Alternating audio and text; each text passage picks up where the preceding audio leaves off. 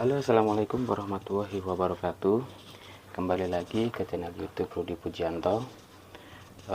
Baik, video kali ini saya akan membagikan cara untuk mengisi form atau membayar pajak BPHTB dan cara mengisi form pajak BPHTB. Sebelumnya BPHTB itu ada beberapa macam jenis pajaknya. Yang pertama adalah kalian juga bisa lihat. Nah, untuk form BPHTB seperti ini kalian bisa dapatkan di kantor pajak daerah atau yang biasa disebut kalau di Jakarta itu kantor pajak UPPD. Kalau di daerah mungkin di luar DKI biasanya di kantor Bapenda, Badan Pendapatan Daerah. Nah, form BPHTB ini ada beberapa macam jenis pajaknya, jadi tidak hanya satu jenis pajak. Kalian bisa lihat di balik lembar halaman pertama. Nah, di sini di balik lembar halaman pertama ini ada keterangannya.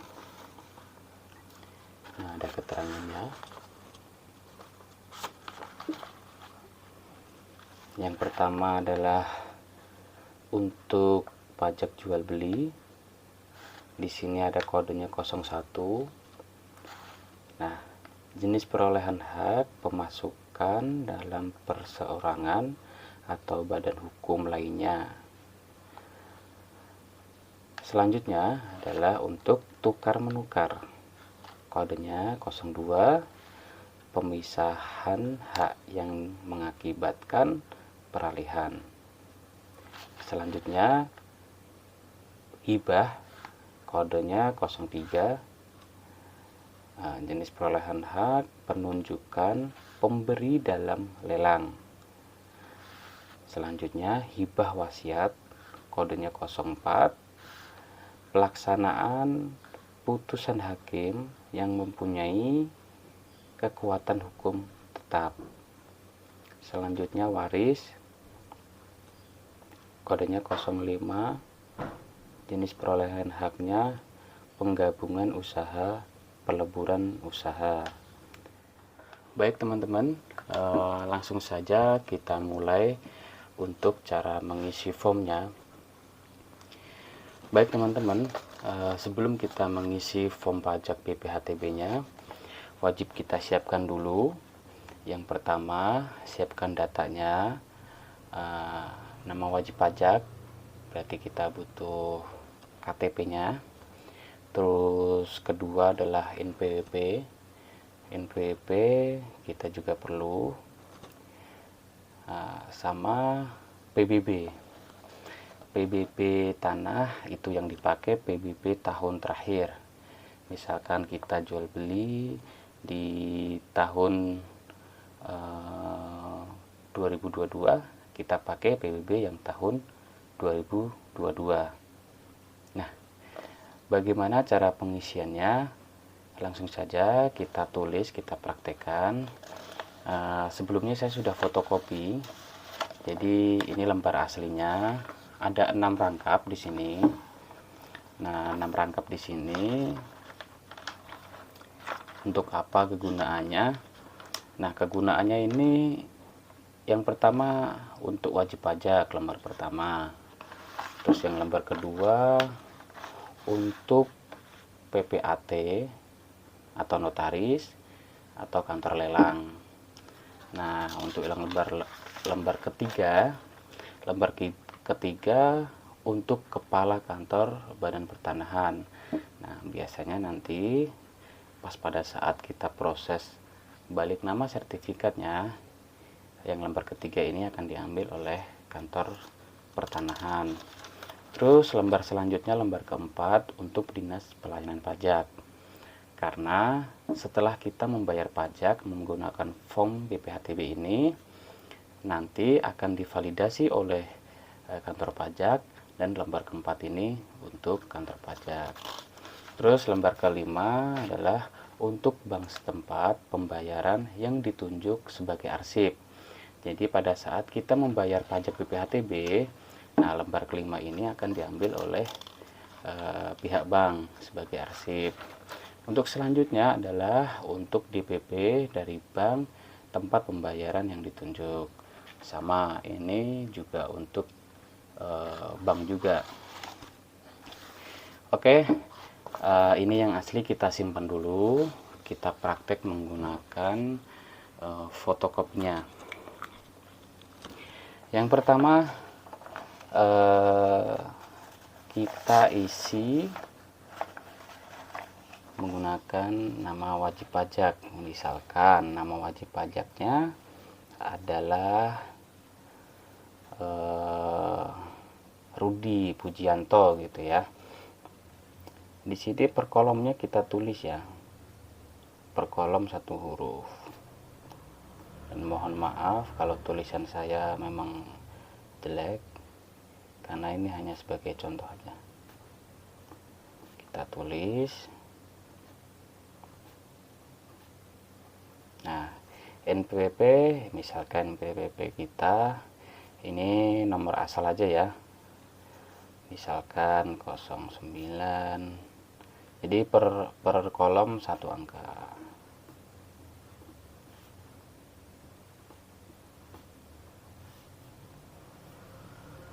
Kita ikutin. Nah, seperti ini. Terus alamat wajib pajak, kita tulis sesuai yang di KTP, misalkan Jalan Garuda, terus bloknya berapa, misalkan D gitu. Kelurahan misalkan Tiwari. RT, kecamatan misalkan Cakung. Kabupaten misalkan Kabupaten Bekasi. Nah, di sini saya sebagai contoh BPHTB ini formnya saya ambil untuk wilayah DKI Jakarta. Tapi untuk pengisian nama wajib pajak atau nama pembelinya, karena form BPHTB ini ditulis untuk wajib pajak sebagai pembeli. Nah, ini contoh wajib pajak jual beli ya. Saya contohkan untuk wajib pajak jual beli. Karena kan ada beberapa jenis macam. Nanti kita akan bahas satu-satu. Nah, yang sekarang kita bahas satu-satu. Yang pertama kita bahas untuk pengisian form BPHTB jual beli. Nah, nama wajib pajaknya atau sebagai pembeli, misalkan KTP-nya dia bukan di DKI Jakarta, tidak masalah, walaupun tanahnya di DKI Jakarta. Nah, disinilah yang penting, kalau misalkan tanah itu di DKI Jakarta, NOP-nya kita harus isi sesuai PBB tanah tersebut. NOP PBB itu dilihat dari mana? Kalau kalian punya PBB, kalian bisa lihat di sini NOP. NOP itu nomor objek pajak. Kita tulis, ini sebagai contoh aja, kita tulis misalkan 31730030070, terus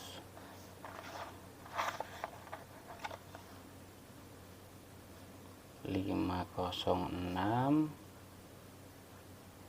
terus 07700. Nah, ini hanya sebagai contoh aja. Kalian nanti bisa cocokkan NOP PBB ini sesuai PBB tanah yang kalian beli. Lokasi objek pajak. Nah, lokasi objek pajak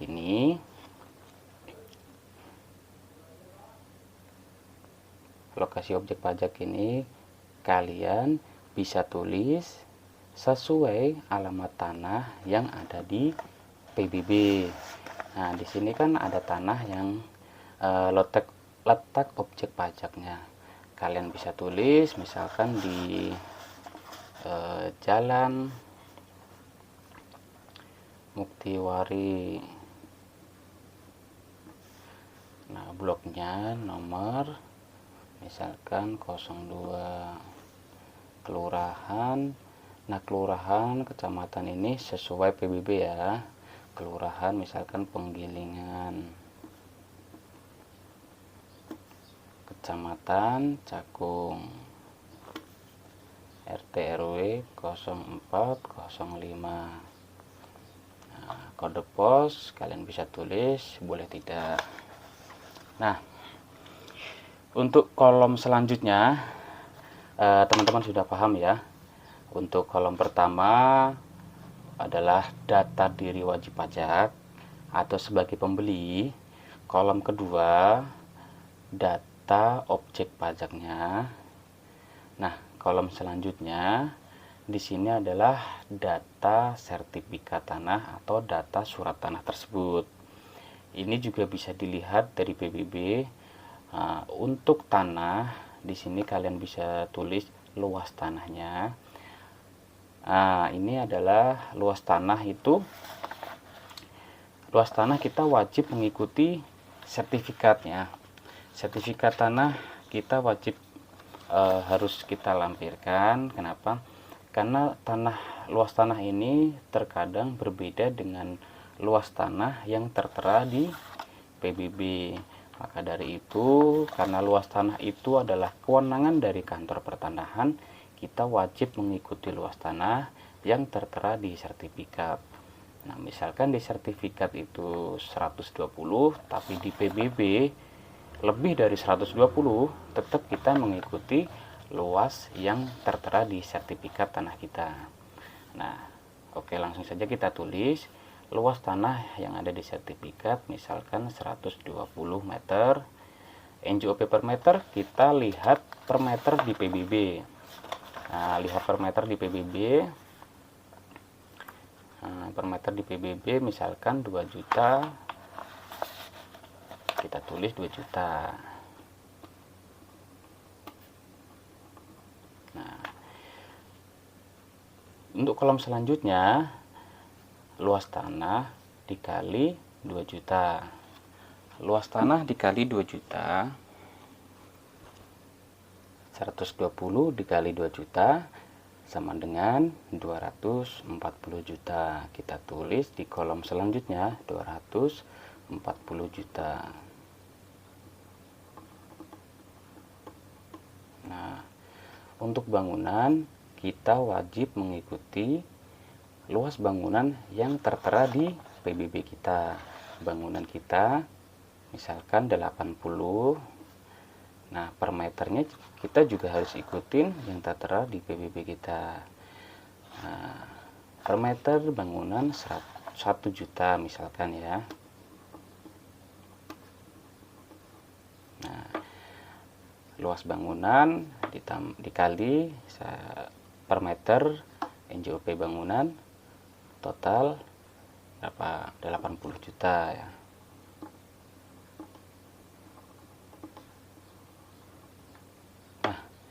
Kalau sudah 240 juta ditambah 80 juta sama dengan 320 juta. Nah, harga transaksi atau nilai pasar berbeda dengan total NJOP ya. Misalkan kalian waktu membeli tanah itu deal harganya misalkan rata-rata pasti di atas NJOP ya. Deal harga misalkan 500 juta. Di sini kita tulis 500 juta.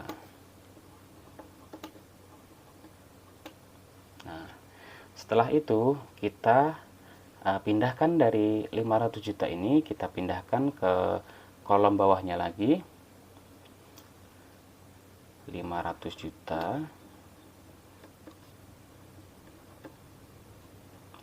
Nah, terus angka kedua ini, karena rumus penghitungan pajak BPHTB di DKI dapat pengurangan 80 juta. Kita tulis untuk pengurangannya 80 juta. Nah, dari pengurangan 80 juta berarti 500 juta dikurang 80 juta. 500 juta dikurang 80 juta. 420 juta. Kita tulis di kolom berikutnya 420 juta.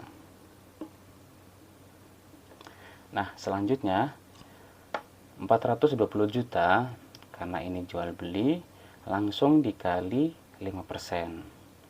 Dari 420 juta dikali 5%. Totalnya 21 juta. Terus yang 50% ini kita kosongin, kita strip aja. Selanjutnya langsung kita lompat ke nomor 6. Kita pindahkan 21 juta ini di kolom paling bawah. Kita pindahkan 21 juta ini, kita pindahkan di kolom paling bawah. Nah, inilah pajak yang harus kita setorkan, yang harus kita bayarkan sesuai perhitungan harga transaksi kita. Nah, selanjutnya karena ini BPHTB kan digunakan tidak hanya satu jenis pajak, jadi kita tulis jenis perolehan hak atas tanahnya, jenis perolehan hak atas tanah dan bangunannya dengan isian kode yang tadi untuk jual beli, yaitu kodenya 01. Kita tulis 01. Nomor sertifikat kita bisa tulis sesuai dengan sertifikat kita, sertifikat yang kita beli. Sertifikat misalkan sertifikatnya hak milik gitu ya, SHM sebagai contoh aja, SHM nomor 211 misalkan, terus digaring kelurahan misalkan Penggilingan gitu. Nah, contohnya seperti ini. Selanjutnya kita sudah ketemu angka atau besaran pajak yang harus kita bayarkan, kewajiban kita sebagai pembeli. Nah, kita pindahkan ke kolom jumlah yang disetor. Nah, jumlah yang disetor ini kita tulis 21 juta. Kita tulis juga dengan huruf.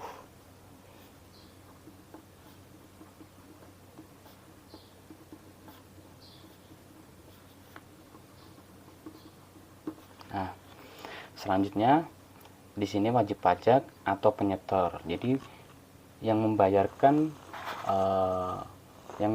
pajak ini bisa saja wajib pajak langsung, bisa saja orang lain yang membayarkan. Caranya tinggal isi, kita misalkan di Jakarta ya, kita tulis Jakarta, tanggal berapa, terus tanda tangan dan namanya. Nah, di sini mengetahui PPAT notaris atau kantor lelang. Jadi sesuai kita misalkan untuk jual beli kan berarti kita berhubungannya dengan PPAT ya. Nah, berarti kita tanda tangannya dengan PPAT dan stempel PPAT.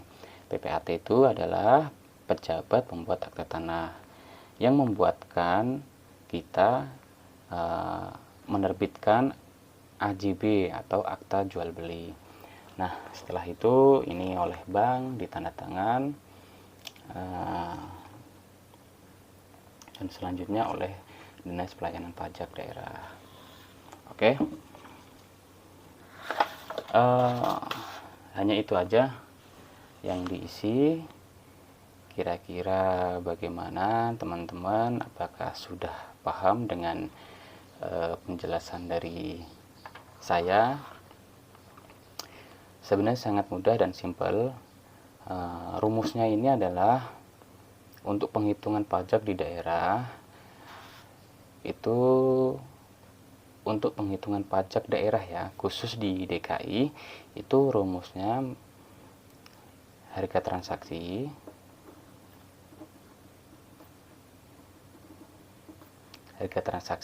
Nah, harga transaksi berapa? Misalkan ini tadi ya 500 juta dikurang 80 juta dikali 5%. Nah, itulah hasilnya. Harga transaksi dikurang 80 juta. Harga transaksi dikurang 80 juta. Hasilnya 420 juta. Hasilnya 420 juta. 420 juta dikali 5%. Dikali 5% ini. Dikali 5% ketemunya 21 juta. Nah, 21 juta. Nah, begitu rumusnya. Ada perbedaan di luar DKI Jakarta, itu hanya di pengurangan saja. Nah, kalau DKI Jakarta pengurangan 80 juta, kalau di luar Jakarta mungkin berbeda. Baik teman-teman, mungkin itu saja yang bisa saya sampaikan kepada teman-teman semua. Semoga bermanfaat. Semoga teman-teman juga bisa paham dengan penjelasan saya, karena saya juga masih belajar. Kita belajar sama-sama. Terima kasih sudah menonton video saya sampai habis. Jangan lupa like video saya, jangan lupa subscribe, dan ketik di kolom komentar kalau misalkan ada pertanyaan. Wassalamualaikum warahmatullahi wabarakatuh.